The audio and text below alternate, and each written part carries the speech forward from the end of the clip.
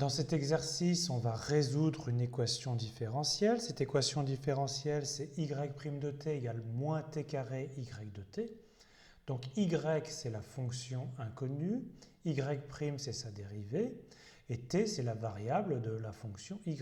Et donc le lien entre la dérivée et la fonction est donné par cette relation qu'on appelle relation numéro 1. En plus, on a une condition initiale, c'est-à-dire qu'au temps t égale 0, on veut que y de 0, donc la valeur de y en 0, soit y0, qui est une constante donnée. Donc voilà, on a un problème d'une équation différentielle avec une condition initiale. Alors il ne faut pas avoir peur de l'énoncé qui est assez long, en fait chaque question se répond très rapidement. Dans une première partie, on va chercher les solutions constantes de cette équation. Et on va voir ce que ça implique pour les autres solutions. Et dans la dernière partie, on va expliciter une solution.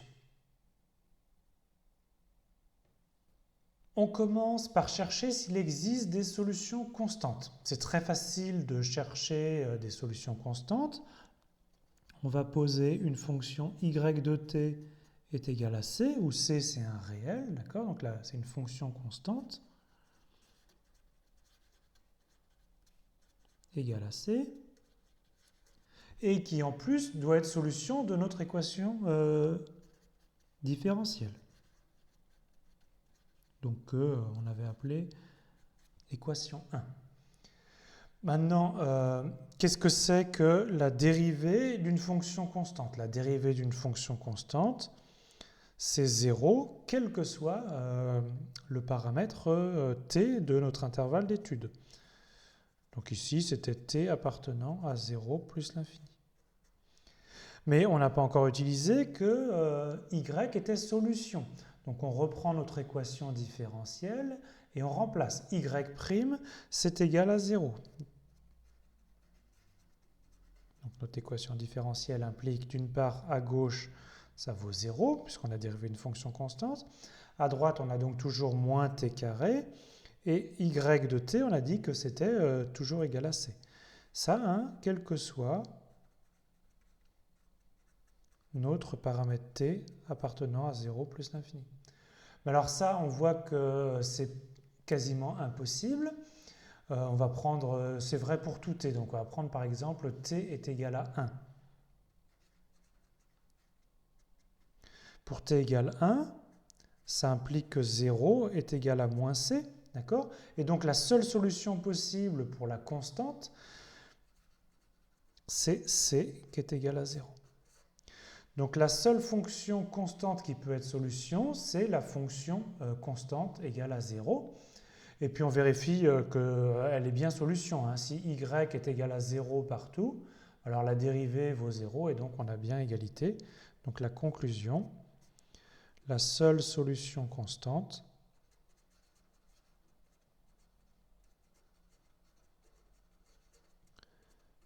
c'est y de t est égal à 0 hein, pour tout t.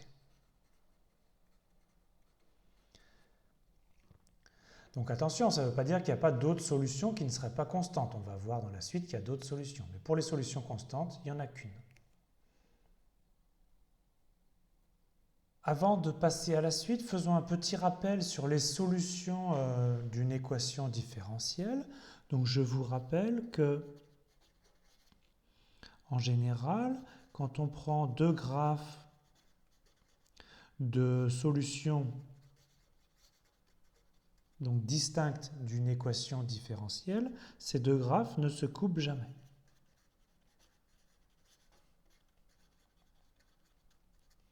Donc illustrons ça par un dessin. Donc on a ici par exemple t qui est la variable et y de t qui désigne la fonction. Et imaginons qu'on ait trouvé une première solution dont voici le graphe. D'accord ?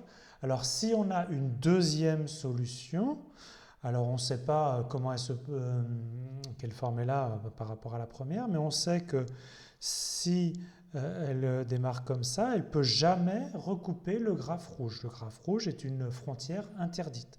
Donc ça veut dire qu'elle va rester toujours au-dessus. Donc ça, c'est un point clé pour déterminer des propriétés des solutions. On revient à notre exercice et à une solution y de t, qui est une solution quelconque de notre équation différentielle 1 et qui vérifie en plus la condition initiale. C'est-à-dire que y en 0 vaut la constante y0 qui ici est supposée strictement positive. On va montrer que si y est strictement positive en t égale 0, elle est en fait strictement positive en tout temps, quel que soit t. Alors, pour ça, on sait que 0, donc la fonction constante est égale à 0, est solution de notre équation différentielle. D'accord? Donc je fais mon graphe. J'ai ici t, j'ai ici y de t, et donc on sait que la fonction constante est égale à 0 et solution. Et maintenant on considère donc une autre solution. D'accord? Cette autre solution, on sait que en t égale à 0, elle vaut une certaine valeur y0, donc ça c'est en t égale à 0, qui est strictement positive. C'était une hypothèse. Et on sait que c'est une autre solution ne peut pas couper une autre solution qui est la solution ici rouge. Donc le graphe ici bleu qui passe par ici ne peut jamais recouper le graphe rouge. Donc ça veut dire qu'on va rester pour des valeurs strictement positives. On ne peut jamais passer à des valeurs négatives. Donc ça c'était la version graphique. Maintenant donnons une version rédigée. Donc c'est-à-dire qu'une solution y de t est une fonction continue, puisque c'est solution d'une équation différentielle, donc ça doit être dérivable, donc continue. On sait qu'elle ne s'annule jamais. Pourquoi elle ne s'annule jamais? Parce qu'on a dit que deux graphes solutions ne peuvent jamais se rencontrer. Donc comme on a déjà une solution nulle, une autre solution ne peut pas s'annuler, sinon ça veut dire que ça se couperait. Donc ça veut dire quoi pour y de t? Y de t est de signe constant.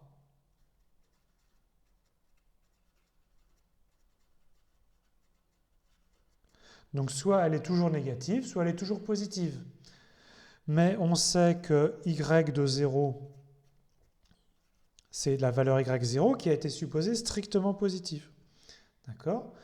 Donc, ça veut dire que la fonction, elle est positive à un moment donné, et comme elle est de signe constant, elle reste positive tout le temps.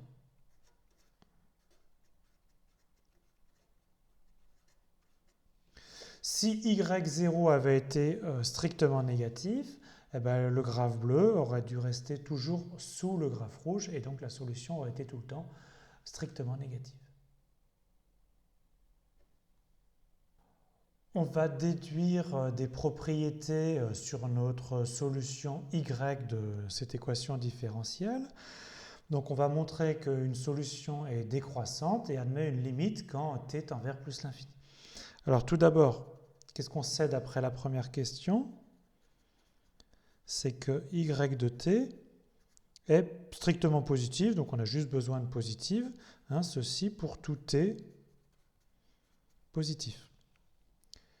Qu'est-ce que ça implique? On sait que y est aussi solution de l'équation différentielle, donc on a cette relation-là qui est vérifiée. Alors regardez, on vient de dire que y de t est positif, t carré bien sûr est positif, et donc moins t carré y de t est négatif, quel que soit t.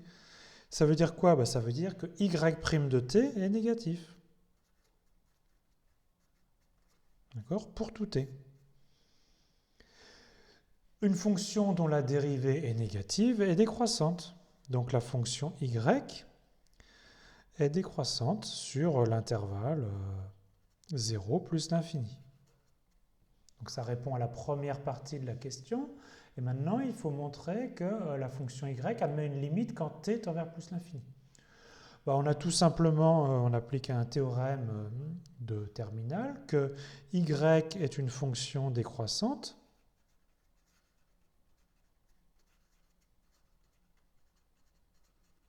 Et en plus, elle est minorée.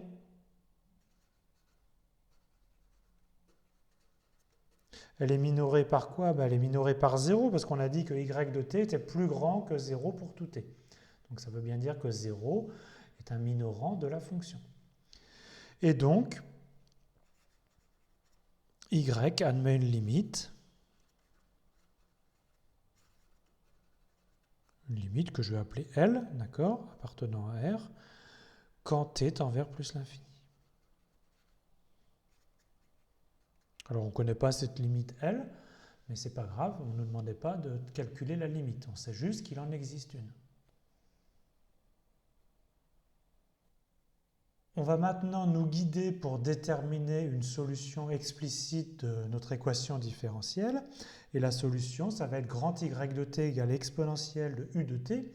Et u de t, c'est une fonction at cube plus b, mais il va falloir trouver les constantes a et b qui conviennent pour que ce soit une solution. Donc la première chose à faire, tout d'abord, ça va être de dériver la fonction u. Donc u' de t, c'est tout simplement 3at carré. Et b, c'est une constante, donc la dérivée, c'est 0. On dérive maintenant y' de t.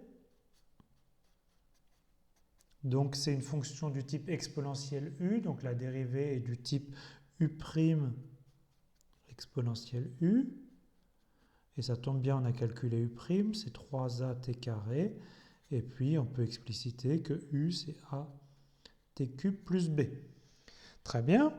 Et donc maintenant, on veut que y soit solution de notre équation différentielle qui était, je vous rappelle, y' de t égale à moins t carré y de t.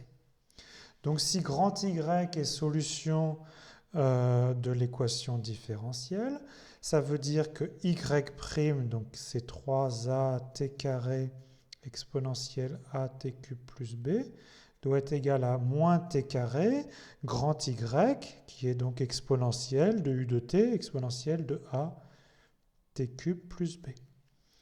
D'accord? Donc vous voyez qu'on a cette égalité qui doit être vraie quel que soit t. Mais vous avez ici le terme avec une exponentielle ici, qui sont les mêmes. Donc on peut simplifier en divisant par cette exponentielle qui ne vaut jamais 0. Donc on obtient 3a t carré égale à moins t carré. Ça c'est vrai quel que soit t. Et donc on peut diviser par t carré, d'accord? Et on obtient que 3a est égal à moins 1, comme c'est vrai quel que soit t. Et donc on obtient que a doit être égal à moins 1 tiers. Donc pour que grand y soit une solution, il faut que la constante a soit moins 1 tiers. On termine l'exercice. On va maintenant s'intéresser plutôt à la constante b. Donc tout d'abord, on nous demande de calculer la valeur de la solution au temps t égale à 0. Donc pour t égale à 0, on a at cube est égal à 0. Donc y de 0, c'est juste tout simplement exponentielle b. D'accord? Alors maintenant, on veut la condition initiale que y de 0, ce soit petit y0, qui est une constante donnée par notre problème. Et donc on vient de calculer y de 0, donc ça veut dire que exponentielle b doit être égale à cette constante y0. Et c'est la même chose si on veut avoir b en fonction de y0, que b c'est logarithme de y0. Et je vous rappelle que dans le problème, on a supposé que y0 était strictement positif. Donc voilà pour la constante b. Et maintenant, on va conclure sur notre fonction y de t.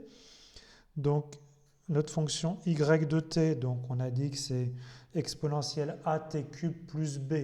Mais par les propriétés de l'exponentielle, je préfère l'écrire sous la forme exponentielle b fois exponentielle a t cube. D'accord? Je vous rappelle que exponentielle de a plus b, c'est exponentielle de a fois exponentielle de b, c'est ce que j'ai utilisé. D'accord? Mais exponentielle b, on vient de dire que pour notre problème, c'est y0. Donc en fait, ça c'est y0 exponentielle a t cube.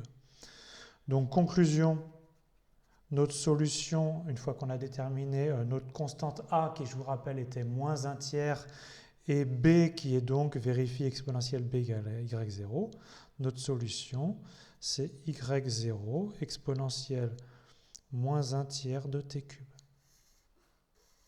D'accord? Et on nous demande de la limite de y de t quand t tend vers plus l'infini. Ben on a ici exponentielle moins t cube, donc t cube tend vers plus l'infini, mais on a moins 1 tiers de t cube qui tend vers moins l'infini, et donc exponentielle de moins 1 tiers de t cube tend vers 0.